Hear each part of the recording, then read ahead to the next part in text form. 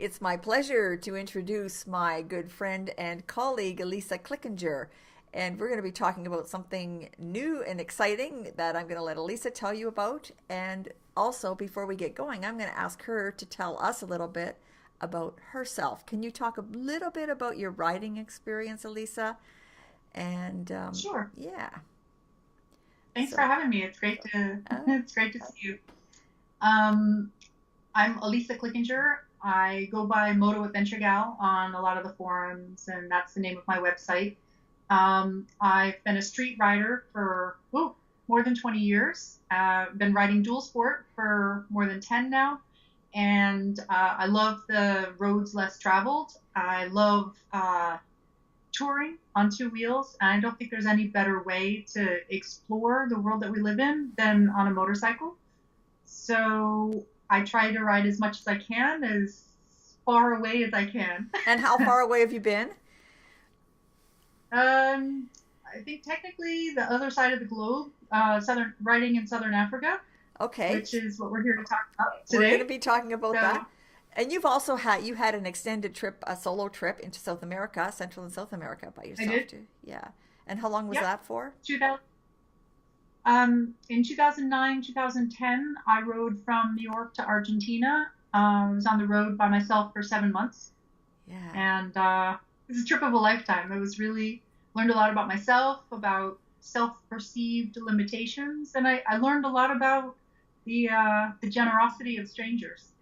Yeah, And you have done some other things in the industry too. So you write, you're doing some women's tours, have done some yep, women's tours, had a fantastic ride last year that I was part of, the Sisters Centennial ride. Yeah. yep. And My go ahead. my About 5 years ago, I started a motorcycle touring company called Women's Motorcycle Tours, and we specialize in life-changing experiences on two wheels.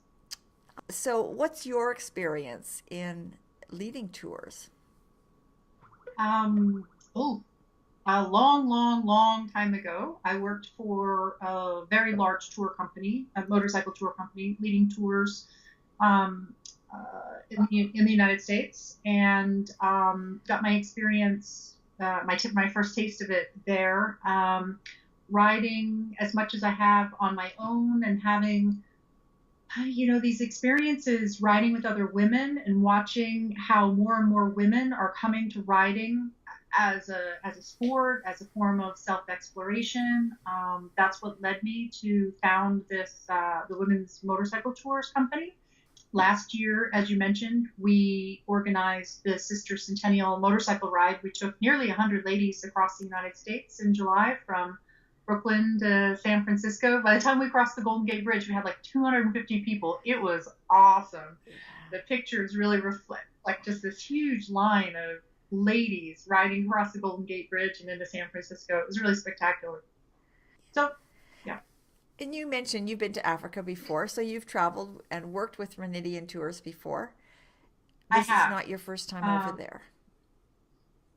no, I worked on a conservation project in Namibia for 2 years, and at the end of that, before I left the African continent, as my project was winding down, we I wrote to Renee, whom I had met years prior, and I asked him, "Hey, you lead motorcycle tours over here, and you must know where I can get a motorcycle because before I leave this continent, I need to ride a motorcycle over here."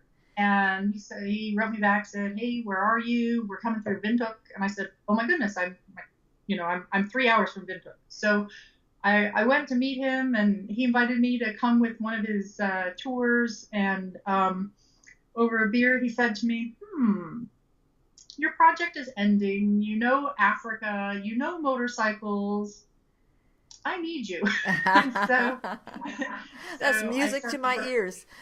Yeah, my project over there was ending, and so it was just perfect timing, and kind of full circle to what I love because I had stopped leading motorcycle tours for women's motorcycle tours. So 2 years I was leading in Africa. So it was really full circle for me coming back and being exposed to motorcycles again and working with Renee is just really, really great. I mean, his world view, tempered by being a round the world traveler for 4.5 years. He's just a great, great guy. And being on tour with him and seeing how he conducts his tours and, how he gives a piece of himself to his group, it's really, really cool. And definitely a role model for me. And so I'm extremely excited to be able to work with him and do a tour with him where I'm one of the leaders on the tour,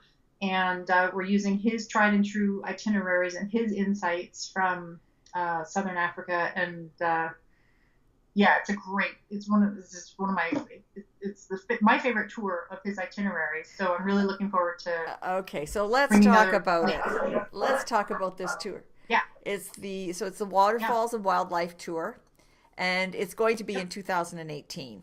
August 17 to 31, 2018. So tell us a bit about the trip. What can ladies expect Sure. on this trip? Well, they can expect all pavement. What I love about this itinerary is that it's a great blend of motorcycling and animals. I mean, the tour name, Waterfalls and Wildlife, really is appropriate. We see an awful lot of wildlife on this trip. We go and spend 2 nights at the 5-star hotel at Victoria Falls, the Victoria Falls Wow. Hotel.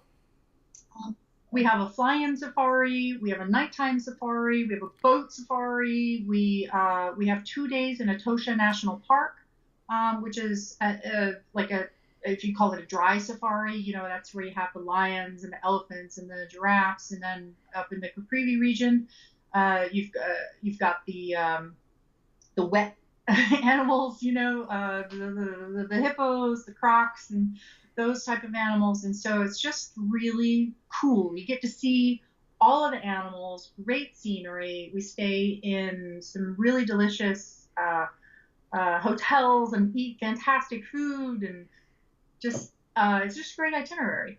And everybody I've spoken to that have been on those tours they rave about the food too. Speaking of delicious.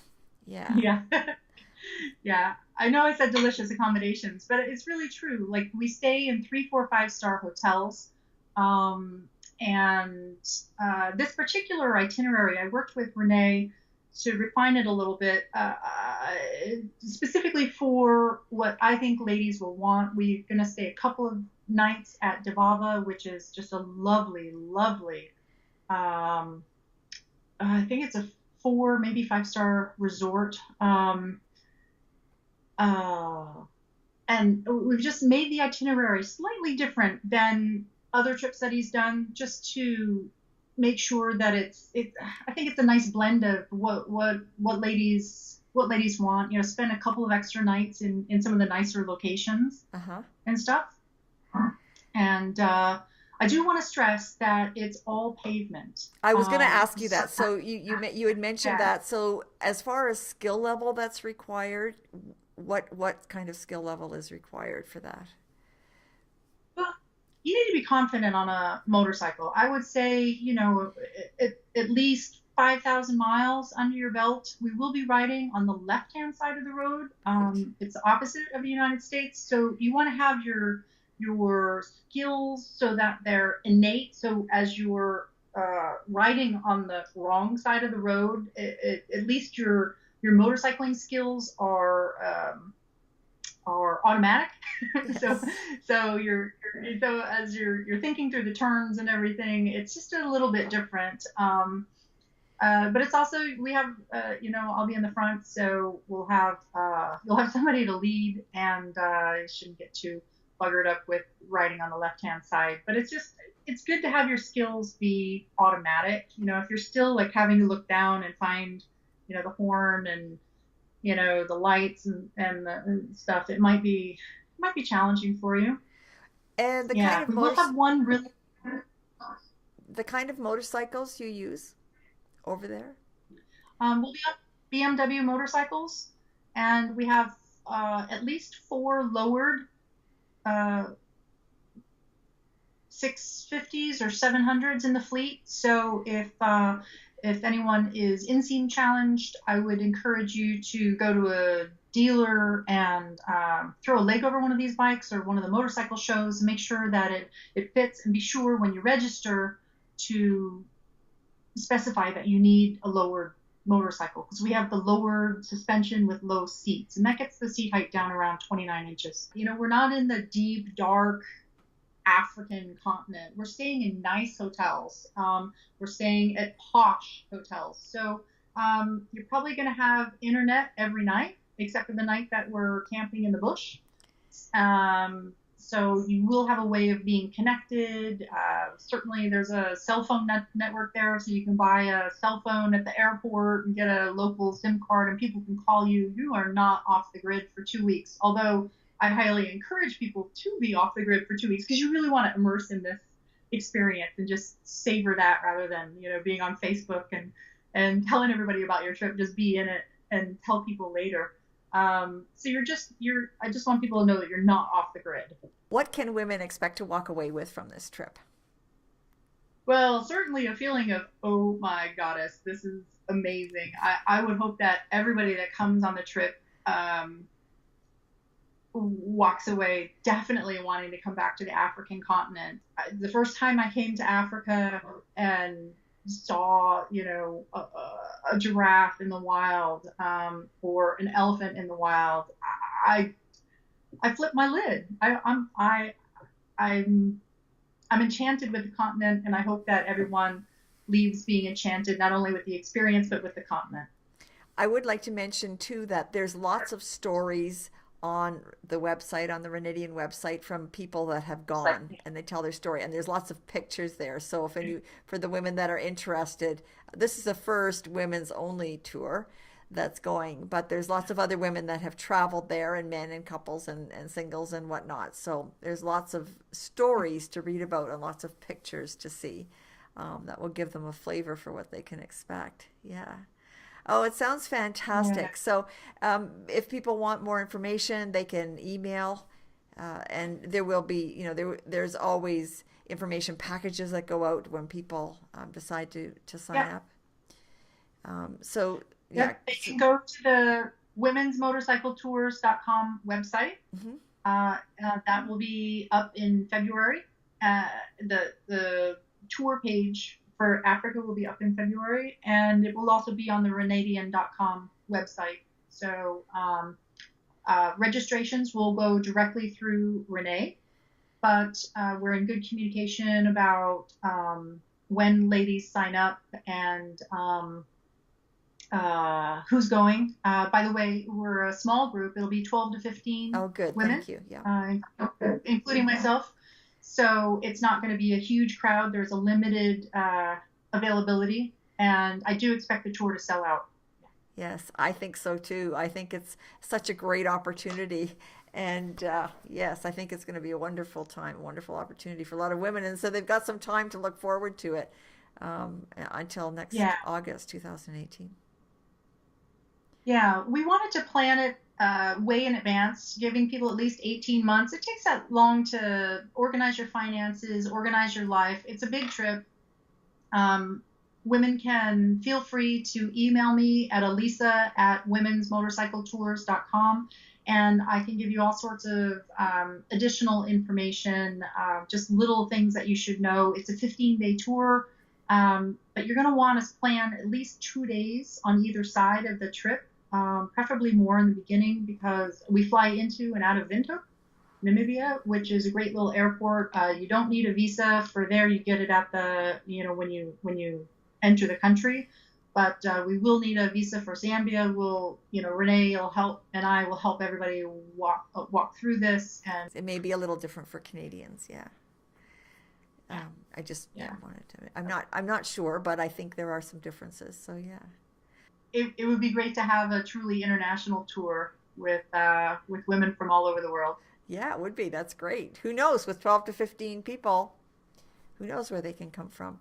Thanks very much, Alisa. I'll make sure that when we post this on the Renedian site, and you'll be doing your own site, that we make sure to put all the contact information and where they can get more information. And that's great. Thank you. Great.